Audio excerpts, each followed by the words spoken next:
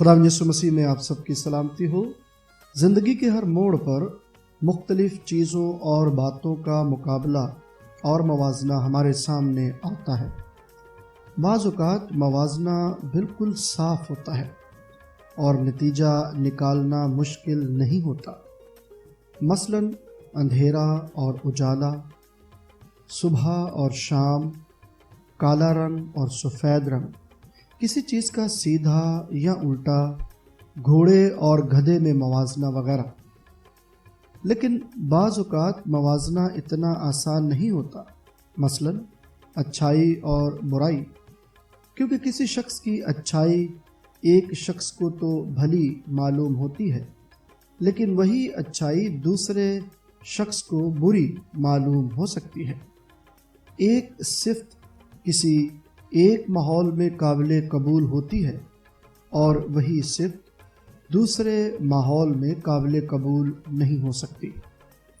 مثلاً برداشت کرنا ایک اچھی خوبی ہے اور اس کے نتائج ہمیشہ اچھے ہی نکلتے ہیں، لیکن اگر کسی روایتی ماحول میں جہاں برداشت کو کمزوری سمجھا جاتا ہو اور لوگ ایک دوسرے کی برداشت سے فائدہ اٹھانے کے عادی ہوں، وہاں برداشت کرنے والا شخص ہنسی اور مذاق کا باعث بن سکتا ہے۔ اخلاقی اعتبار سے بھی کوئی بات ایک ملک اور کلچر میں بری سمجھی جاتی ہے اور دوسرے علاقے میں وہ بات بہت اچھی سمجھی جاتی ہے۔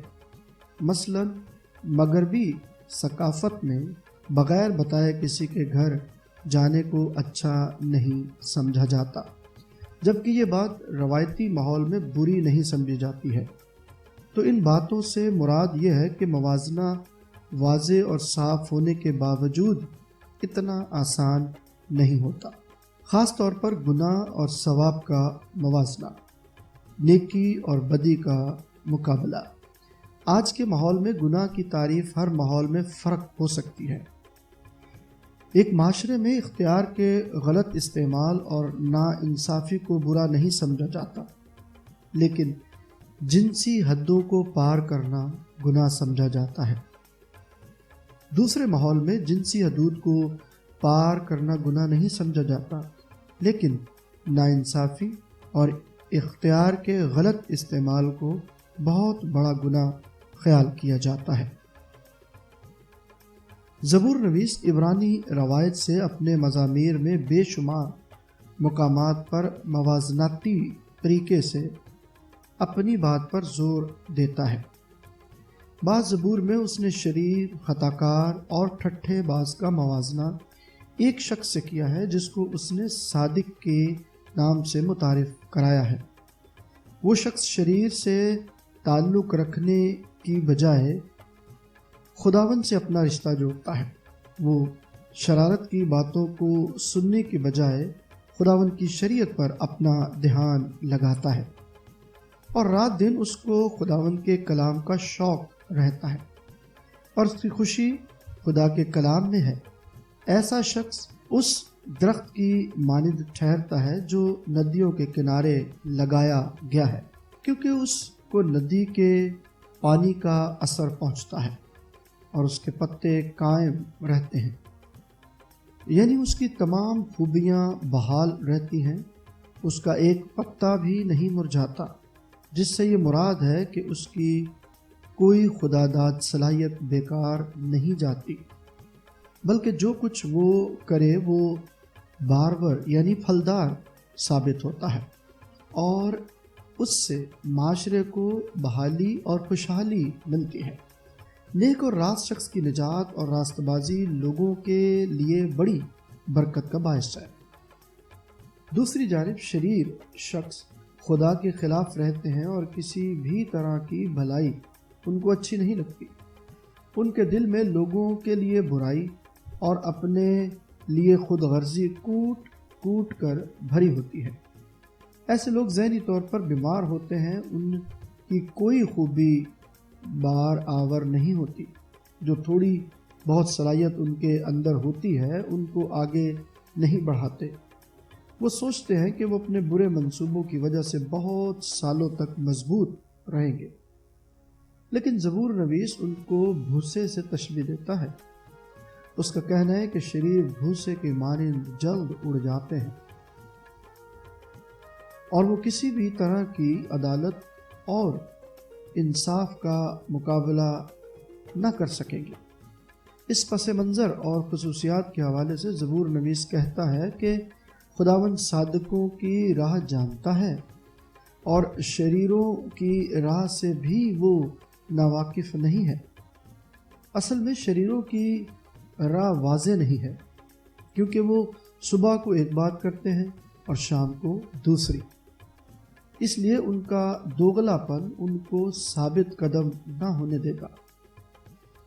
دوسرا یہ کہ وہ برائی اور ناانصافی کے ارادے لے کر دن کا آغاز کرتے ہیں اور خدا خود ان کے ارادوں کو نابود کرنے کے لیے آمادہ ہے۔ شریر دراصل اپنے دل میں غرور رکھتے ہیں اور کلام میں لکھا ہے کہ خدا مغروروں کا مقابلہ کرتا ہے لیکن فروتنوں کو توفیق بخشتا ہے۔ اس حوالے سے خدا خود شریروں کا مقابلہ کر کے ان کے منصوبوں کو فنا کر دیتا ہے۔ شریر اس بات سے ناواقف تو نہیں ہے، لیکن اس بات کا انکار کرتے ہیں کہ خدا انصاف اور صداقت کو پسند کرتا ہے، اور اس کے برعکس جو بھی بات سامنے آئے گی وہ مٹ جائے گی۔ میرے عزیز بہنوں اور بھائیوں، جہاں تک راست بازوں کا تعلق ہے، وہ اپنی حقیقی راست بازی کی راہ پر مستقل مزاجی سے چلتے ہیں۔ ان کا آغاز خدا کے نام سے ہوتا ہے اور اختتام بھی اس کے نام سے۔ وہ اپنے دنوں کو ایمان اور محبت سے گزارتے ہیں، کیونکہ عبرانی متن میں صداقت کے معنی ایمان اور محبت ہیں۔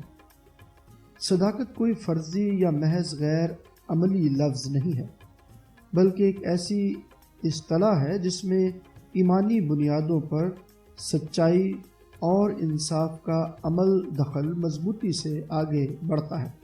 اور جب زبور نویس نے یہ کہا کہ خداوند صادقوں کی راہ جانتا ہے، تو یہ ایک سچی اور راست باز منڈلی کی بات ہے جن کے ساتھ ان کا خدا خوش ہے اور ان کی راہ جانتے ہوئے ایمان کی راہ پر ان کی حفاظت اور ان کی رہنمائی کے لیے موجود ہوتا ہے۔